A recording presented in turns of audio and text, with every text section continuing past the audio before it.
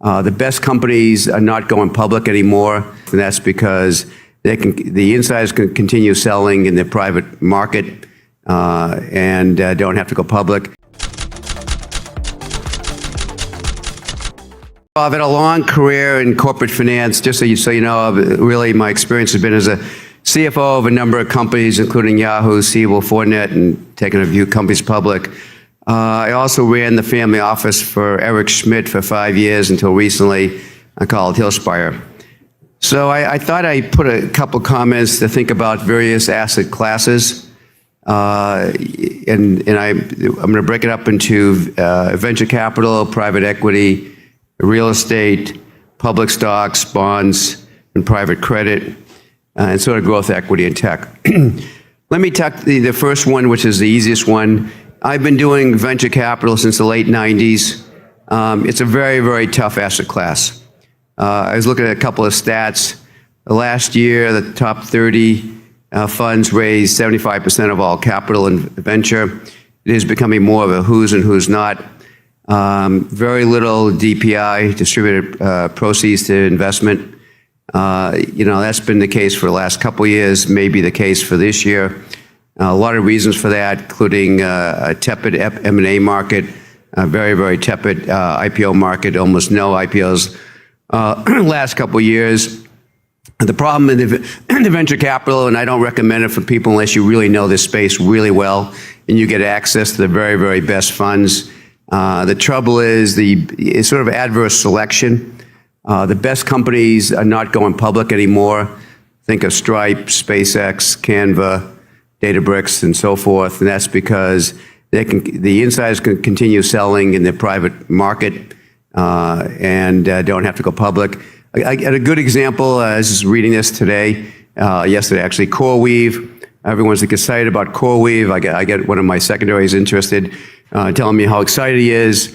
Market cap of $35 billion. The three top folks took $500 million out as inside rounds. So you have to look at, and by the way, they can sell up to 20% on the first year. So the alignment of interest in venture, for the most part, has changed because of the secondary market. And so I am much more concerned about that asset class. Takes forever and ever. On the opposite side, and tell me when my 5 minutes is over. Opposite side, private equity, I think is, some people disagree with me, but I just listened to Leonard Green, which they're based down here, LGP. I've listened to TPG recently, and these guys are all putting together 20% net IRRs, getting 2x your money back. The difference in private equity versus venture, they have a strong point of view of how to get money back in 5 to 7 years, even some money 3 to 5 years. That when they go into an investment, they think of the exit strategy, which the VCs, I think they go for the pray and spray, spray and pray may be a better way of saying it. So I think the private equity in the major firms, I could have added Blackstone, a whole bunch of other firms that I'm involved in, Genstar, they really have a point of view of how to get money back to the LPs. They talk about a lot. I was in a call today with Leonard Green, and three-quarters of the call was related to getting distributions back. It's just a whole different mindset in private equity. Private credit is an interesting area. A lot of people, when debt was going up, went into that. I think it's still an interesting area.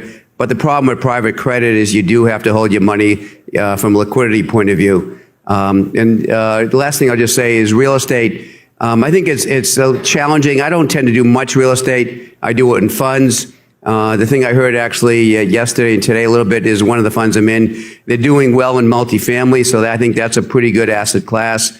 Office is actually okay in many regions, not so good in some of the major cities, and maybe given, I think, 5 minutes, I'll stop there. We can take Q&A a little later. Thank you, Ken. And what are some type of investment opportunities that this community can help you source today? And what's $1 million insight that you've learned in all of this time that you've had in investing? Well, let me tell you what not to do. I get probably 10, 15 emails a day, and I hear this from other folks, unsolicited. Here's my great deal. Everyone loves to talk about deals. I think the most important thing is figure out how you're differentiated, show me instead of your IRR, actually I heard another firm call it NVPI, net value to paid in capital, which is net of carry, which I like as a term. But show me the DPI. Don't show me IRR and all the other TVPI and MOIC, all these other terms everyone loves to talk about. Tell me how your firm is differentiated. Tell me how you distributed cash back in the last few years. And tell me how you're going to go forward and continue to do what I just said going forward. Join the Family Office Club by visiting familyoffices.com. We look forward to seeing you at our next live event.